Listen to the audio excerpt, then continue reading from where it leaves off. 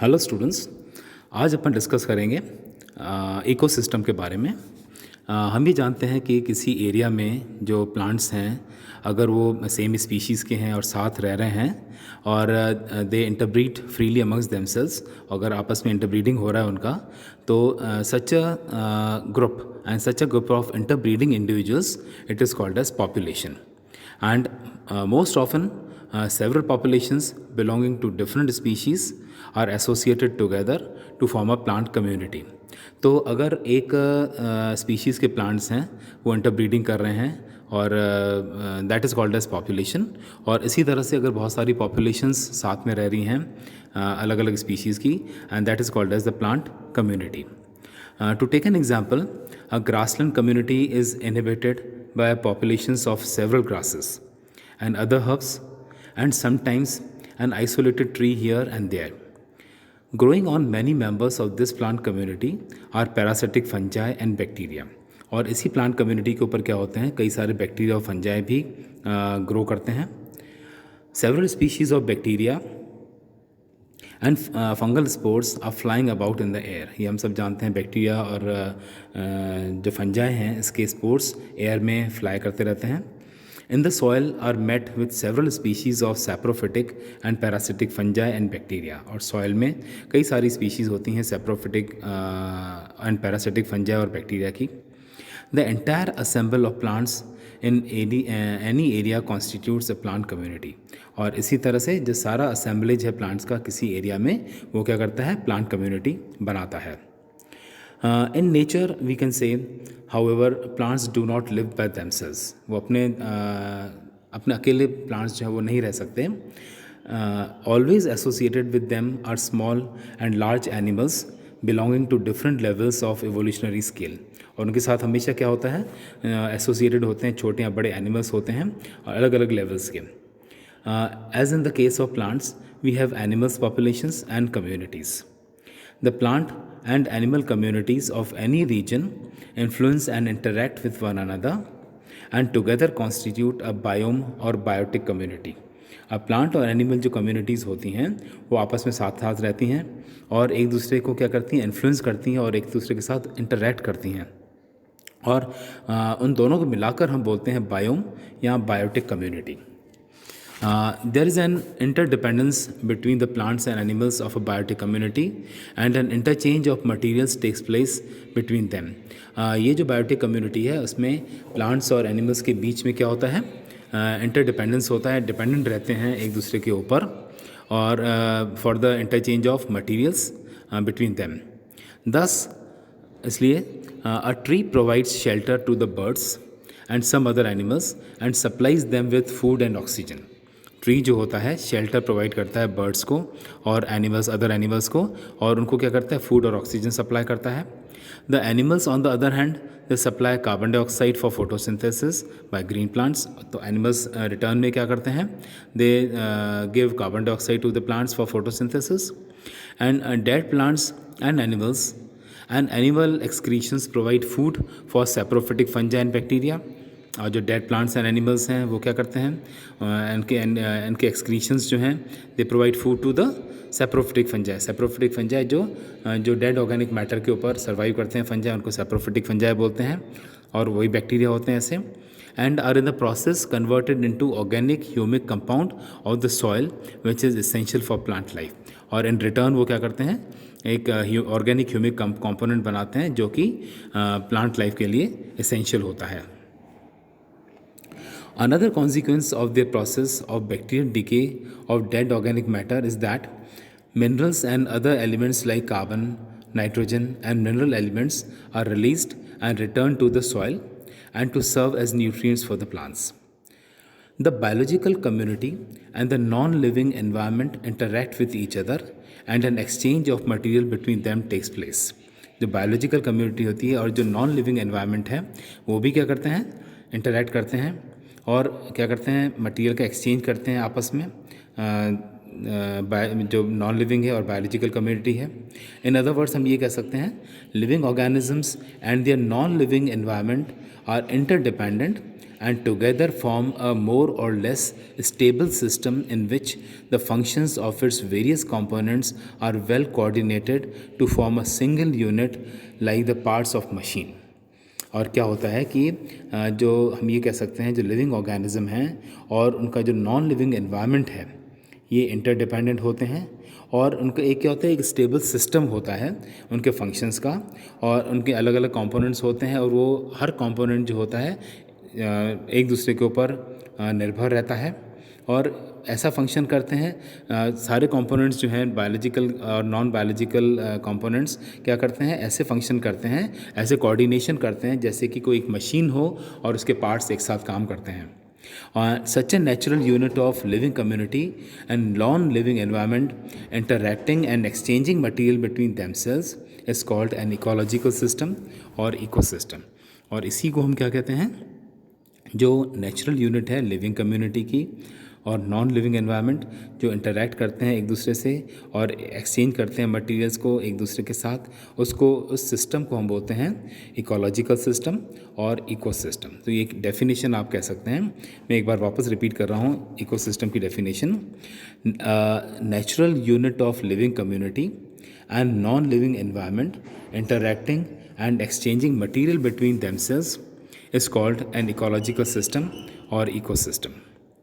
Ecosystem is the basic functional unit of ecology and the study of ecology is in fact the study of ecosystem. Ecosystem जो है वो ecology का main functional unit है या हम ये भी कह सकते हैं जो है ecological जो study है वो in fact जो है study किसकी है ecosystem की study है. The scientific term ecosystem is the equivalent of nature in common language as understood by a layman. अगर हम कॉमन भाषा में बात करें तो उसको हम इकोसिस्टम को नेचर भी बोल सकते हैं. The term was first used by Transley in 1935 in England. ट्रांसले ने सबसे पहले इसको यूज़ किया था. But the similar ideas about the oneness of nature were expressed in general terms in early history of civilization and more precisely in 19th century. Thus, the term biocoenosis was used by Karl Mobius in Germany. इसी तरह से कई सारे नाम दिए गए थे लेकिन इकोसिस्टम जो है that was the main term which was used by Transley in 1935 in England. Ecosystem जो होता है may be small as a little water in a dish or a small cube of soil or a large as an ocean or a large forest और even the whole earth. Ecosystem जो होता है बहुत सबसे छोटे से छोटा भी होता है.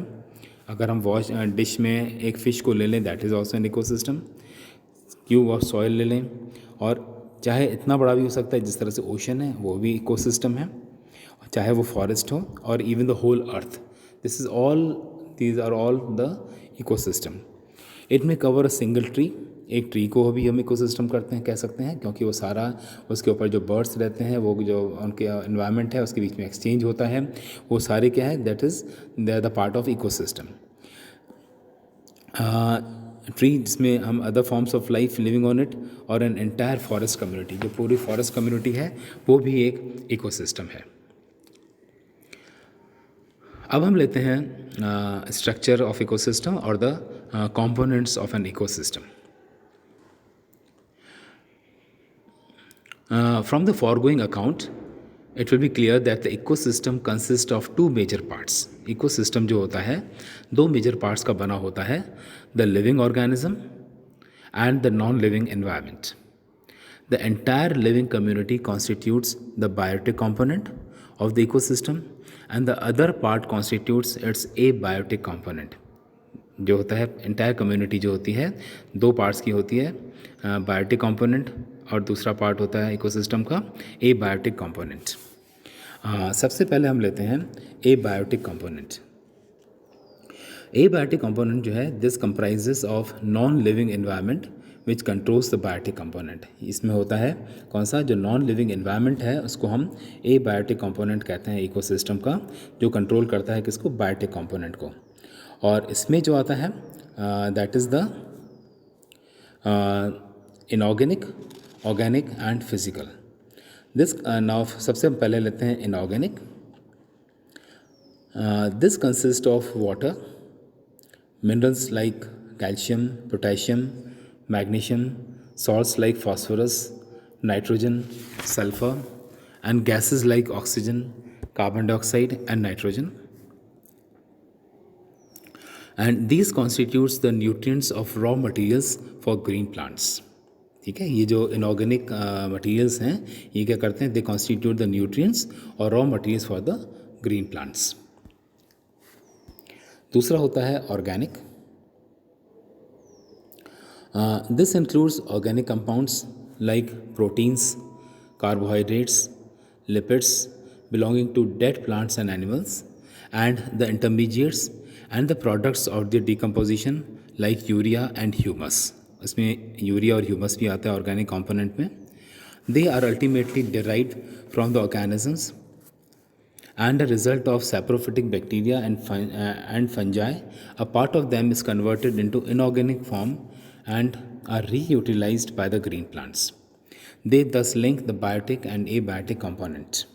ऑर्गेनिक जो होता है कंपोनेंट दे क्या करते हैं, they link the biotic and abiotic component because a part of them is converted into inorganic form and are reutilized by the green plants. The inorganic and organic parts form the material part of the non-living environment. The amount of abiotic material present in an ecosystem at any given time is called the standing stage. Standing state क्या होता है? The amount of abiotic material present in an ecosystem at any given time, उसको हम बोलते हैं standing state. तीसरा जो है that is physical. The physical part of the environment includes climatic factors like light, temperature and winds. इसमें क्या आएगा? लाइट आएगा इस कंपोनेंट में, light, temperature and winds. The principal physical component is solar energy. और प्रिंसिपल हम सब जानते हैं जो सबसे इम्पॉर्टेंट जो है physical component that is the solar energy या sunlight, which is trapped by the plastid pigments of green plants in photosynthesis. हम सब जानते हैं लाइट एब्जॉर्ब होती है by the plastids during photosynthesis and is stored in the form of chemical energy of organic molecules. It is this energy that flows through the entire biotic community including the heterotrophic organisms and makes the life possible on earth. और यही जो है solar energy जो है जिसको हम बहुत important या प्राइम एनर्जी कहते हैं, that flows throughout the entire biotic community, क्योंकि स्टार्टिंग ही इसी से है. प्लांट्स जो है एब्जॉर्ब करते हैं फोटोसिंथेसिस के द्वारा, ऑर्गेनिक कंपाउंड्स बनाते हैं, फूड बनाते हैं, और ये जो है पूरे बायोटिक कम्युनिटी में फैलता है, मतलब फ्लो होता है. और हेट्रोट्रॉफ्स में भी ये फ्लो होता है और इसी वजह से जो है life is possible on the earth. दूसरा होता है एबायोटिक कंपोनेंट के अलावा बायोटिक कंपोनेंट्स. बायोटिक कंपोनेंट में जो है all living organisms require food for their maintenance, growth and reproduction. हम जानते हैं कि जितने भी लिविंग ऑर्गेनिजम्स हैं वो क्या करते हैं, they require food for their maintenance, growth and reproduction. The food also supplies energy for the life of an organism. The source of all energy that flows through the living part of the ecosystem is the sun. और जो सारी energy जो ecosystem में flow हो रही है living part में, वो है क्या है, दैट इज़ द सन.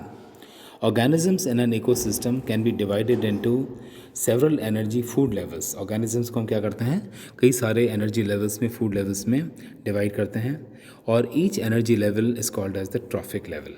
और हर एनर्जी लेवल को हम जानते हैं कि एनर्जी जो हो रही है, फ्लो हो रही है ऑटोट्रॉफ्स से हेटेरोट्रॉफ्स में और पूरे इकोसिस्टम में.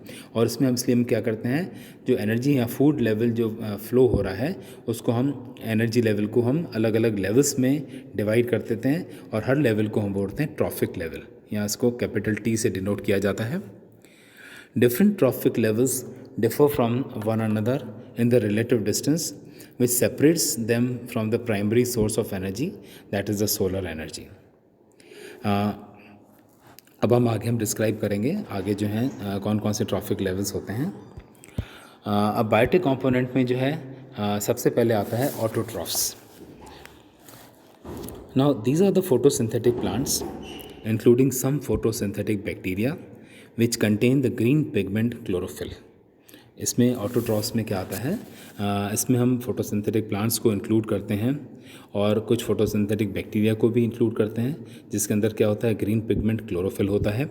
और ऑटोट्रॉफ्स हम जानते हैं, they can prepare their own food, they can manufacture their own organic food from the inorganic nutrients with the help of sun's energy, and in the process of release molecular oxygen which is essential for the animal life. जो photosynthesis का process है, हम सब जानते हैं कि इसके द्वारा जो food बनता है, कार्बन डाइऑक्साइड एब्जॉर्ब होती है प्लांट्स के द्वारा और ऑक्सीजन जो है वो लिबरेट होती है, और वो जो है ऑक्सीजन लिबरेट हो रही है, रिलीज़ हो रही है, and that is essential for the animal life.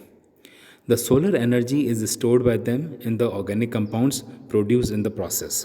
और सोलर एनर्जी जो है ऑर्गेनिक कंपाउंड्स में क्या हो जाती है, वो ट्रैप हो जाती है, वो स्टोर हो जाती है. The photosynthetic plants are called primary producers, क्योंकि ये क्या करते हैं, फूड मैन्युफैक्चर करते हैं, और यहीं से क्या होता है, एनर्जी फ्लो शुरू होती है, इसलिए इनको क्या कहा जाता है, प्राइमरी प्रोड्यूसर कहा जाता है, और इसको हम कैपिटल P से डिनोट करते हैं. And these constitute the first trophic level, और इसको हम क्या बोलेंगे, फर्स्ट ट्रॉफिक लेवल, और इसको हम डिनोट करेंगे T1 से. तो जो ग्रीन प्लांट्स हैं, जो फोटोसिंथेटिक प्लांट्स हैं, they are the autotrophs and they are the primary producers and they constitute the first trophic level.